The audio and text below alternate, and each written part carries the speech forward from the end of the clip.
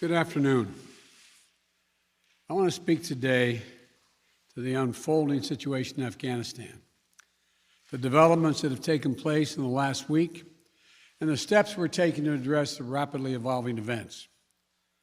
My national security team and I have been closely monitoring the situation on the ground in Afghanistan and moving quickly to execute the plans we had put in place to respond to every constituency, including the rapid collapse we're seeing now. I'll speak more in a moment about the specific steps we're taking, but I want to remind everyone how we got here and what America's interests are in Afghanistan.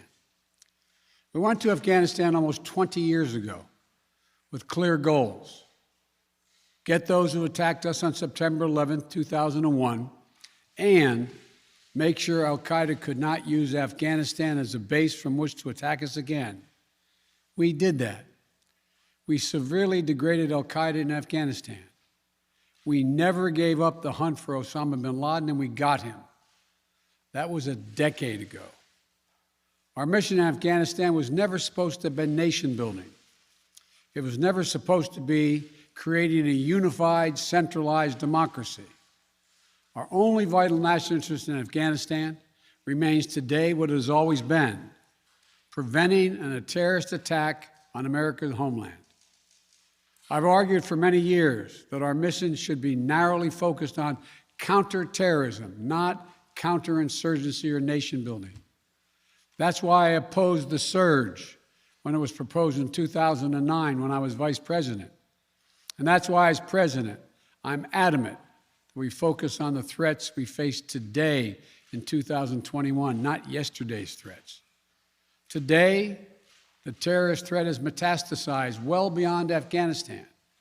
Al-Shabaab in Somalia, al-Qaeda in the Arabian Peninsula, al-Nusra in Syria, ISIS attempting to create a caliphate in Syria and Iraq, and establishing affiliates in multiple countries in Africa and Asia.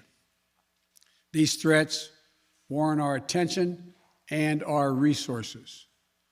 We conduct effective counterterrorism missions against terrorist groups in multiple countries where we don't have permanent military presence. If necessary, we'll do the same in Afghanistan. We've developed counterterrorism over-the-horizon capability that will allow us to keep our eyes firmly fixed on the direct threats to the United States in the region and act quickly and decisively if needed. When I came into office, I inherited a deal that President Trump negotiated with the Taliban. Under his agreement, U.S. forces would be out of Afghanistan by May 1, 2021, just a little over 3 months after I took office. U.S. forces had already drawn down during the Trump administration from roughly 15,500 American forces to 2,500 troops in country. And the Taliban was at its strongest militarily since 2001. The choice I had to make as your president was either to follow through on that agreement or be prepared to go back to fighting the Taliban in the middle of the spring fighting season. There would have been no ceasefire after May 1. There was no agreement protecting our forces after May 1. There was no status quo of stability without American casualties after May 1. There was only the cold reality of either following through on the agreement to withdraw our forces or escalating the conflict and sending thousands more American troops back into combat in Afghanistan, lurching into the third decade of conflict. I stand squarely behind my decision. After 20 years, I've learned the hard way that there was never a good time to withdraw U.S. forces. That's why we're still there. We were clear-eyed about the risks. We planned for every contingency, but I always promised the American people that I would be straight with you. The truth is, this did unfold more quickly than we had anticipated. So what's happened? Afghanistan political leaders gave up and fled the country. The Afghan military collapsed, sometime without trying to fight. If anything, the developments of the past week reinforced that ending U.S. military involvement in Afghanistan now was the right decision. American troops cannot and should not be fighting in a war and dying in a war that Afghan forces are not willing to fight for themselves. We spent over $1 trillion. We trained and equipped an Afghan military force with some 300,000 strong, incredibly well equipped, a force larger in size than the militaries of many of our NATO allies. We gave them every tool they could need. We paid their salaries, provided for the maintenance of their Air Force, something the Taliban doesn't have. Taliban does not have an Air Force. We provided close air support. We gave them every chance to determine their own future. What we could not provide them was the will to fight for that future. There's some very brave and capable Afghan special forces units and soldiers. But if Afghanistan is unable to mount any real resistance to the Taliban now, there is no chance that 1 year, 1 more year, 5 more years, or 20 more years of U.S. military boots on the ground would have made any difference. And here's what I believe to my core. It is wrong to order American troops to step up when Afghanistan's own armed forces would not. If the political leaders of Afghanistan were unable to come together for the good of their people, unable to negotiate for the future of their country when the chips were down, they would never have done so while U.S. troops remained in Afghanistan, bearing the brunt of the fighting for them. And our true strategic competitors, China and Russia, would love nothing more than the United States to continue to funnel billions of dollars in resources and attention into stabilizing Afghanistan indefinitely.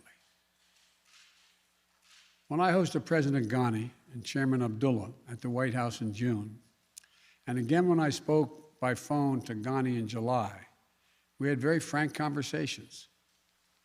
We talked about how Afghanistan should prepare to fight their civil wars after the U.S. military departed, to clean up the corruption in government so the government could function for the Afghan people.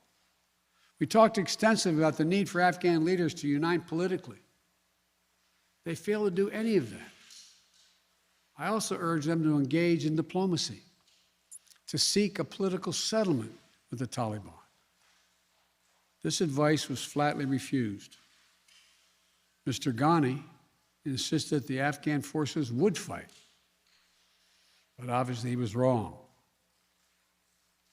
So I'm left again to ask of those who argue that we should stay, how many more generations of America's daughters and sons would you have me send to fight Afghanistan's civil war when Afghan troops will not?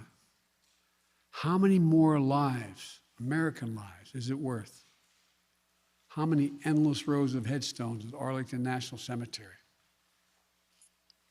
I'm clear on my answer. I will not repeat the mistakes we've made in the past. Mistake of staying and fighting indefinitely in a conflict that is not in the national interest of the United States, of doubling down on a civil war in a foreign country, of attempting to remake a country through the endless military deployments of U.S. forces. Those are the mistakes we cannot continue to repeat because we have significant vital interest in the world that we cannot afford to ignore. I also want to acknowledge how painful this is to so many of us. The scenes we're seeing in Afghanistan, they're gut-wrenching, particularly for our veterans, our diplomats, humanitarian workers, for anyone who has spent time on the ground working to support the Afghan people. for those who have lost loved ones in Afghanistan, and for Americans who have fought and served in the country, serve our country in Afghanistan. This is deeply, deeply personal. It is for me as well. I've worked on these issues as long as anyone. I've been throughout Afghanistan during this war, while the war was going on, from Kabul to Kandahar to the Kunar Valley. I've traveled there on 4 different occasions. I met with the people. I've spoken to the leaders. I spent time with our troops. And I came to understand firsthand what was and was not possible in Afghanistan. So now we're focused on what is possible. We will continue to support the Afghan people. We will lead with our diplomacy, our international influence, and our humanitarian aid. We'll continue to push for regional diplomacy and engagement to prevent violence and instability. We'll continue to speak out for the basic rights of the Afghan people, of women and girls, just as we speak out all over the world. I've been clear, the human rights must be the center of our foreign policy, not the periphery. But the way to do it is not through endless military deployments. It's with our diplomacy, our economic tools, and rallying the world to join us. Well, let me lay out the current mission in Afghanistan. I was asked to authorize, and I did, 6,000 U.S. troops to deploy to Afghanistan for the purpose of assisting in the departure of U.S. and allied civilian personnel from Afghanistan, and to evacuate our Afghan allies and vulnerable Afghans to safety outside of Afghanistan. Our troops are working to secure the airfield and to ensure continued operation of both the civilian and military flights. We're taking over air traffic control. We have safely shut down our embassy and transferred our diplomats. Our diplomatic presence is now consolidated at the airport as well. Over the coming days, we intend to transport out thousands of American citizens who have been living and working in Afghanistan. We'll also continue to support the safe departure of civilian personnel, the civilian personnel of our allies who are still serving in Afghanistan. Operation Allies Refugee, which I announced back in July, has already moved 2,000 Afghans who are eligible for special immigration visas and their families to the United States. In the coming days, the U.S. military will provide assistance to move more SIV-eligible Afghans and their families out of Afghanistan. We're also expanding refugee access to cover other vulnerable Afghans who worked for our embassy. U.S. non-governmental agencies, or U.S. non-governmental organizations, and Afghans who otherwise are at great risk, in U.S. news agencies. I know there are concerns about why we did not begin evacuating Afghans civilians sooner. Part of the answer is some of the Afghans did not want to leave earlier, still hopeful for their country. And part of it because the Afghan government and its supporters discouraged us from organizing a mass exodus to avoid triggering, as they said, a crisis of confidence. American troops are performing this mission as professionally and as effectively as they always do, but it is not without risks. As we carry out this departure, we have made it clear to the Taliban, if they attack our personnel or disrupt our operation, the U.S. presence will be swift and the response will be swift and forceful. We will defend our people with devastating force if necessary.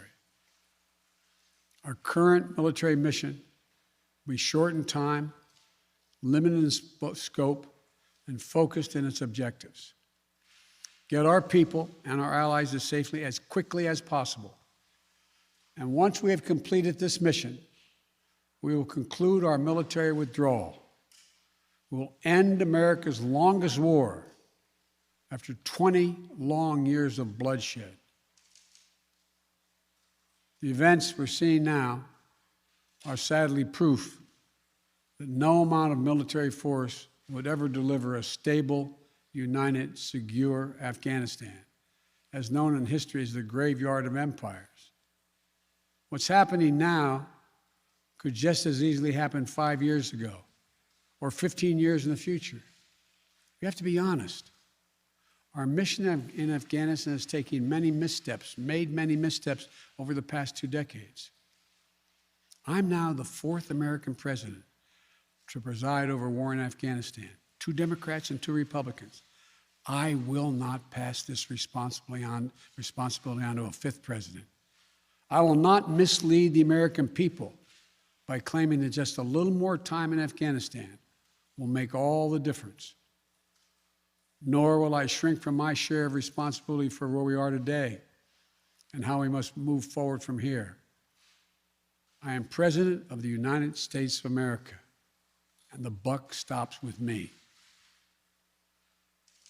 I'm deeply saddened by the facts we now face, but I do not regret my decision to end America's warfighting in Afghanistan and maintain a laser focus on our counterterrorism missions there and other parts of the world. Our mission to degrade the terrorist threat of al-Qaeda in Afghanistan and kill Osama bin Laden was a success. Our decades-long effort to overcome centuries of history and permanently change and remake Afghanistan was not, and I wrote and believed it never could be. I cannot and will not ask our troops to fight on endlessly in another country's civil war, taking casualties, suffering life-shattering injuries, leaving families broken by grief and loss.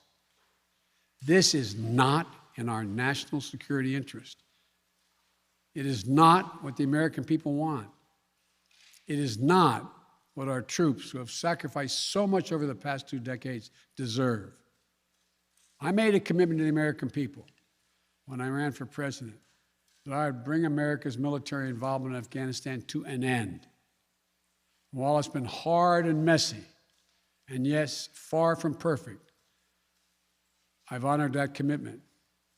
More importantly, I made a commitment to the brave men and women who serve this nation that I wasn't going to ask them to continue to risk their lives in a military action that should have ended long ago. Our leaders did that in Vietnam when I got here as a young man. I will not do it in Afghanistan.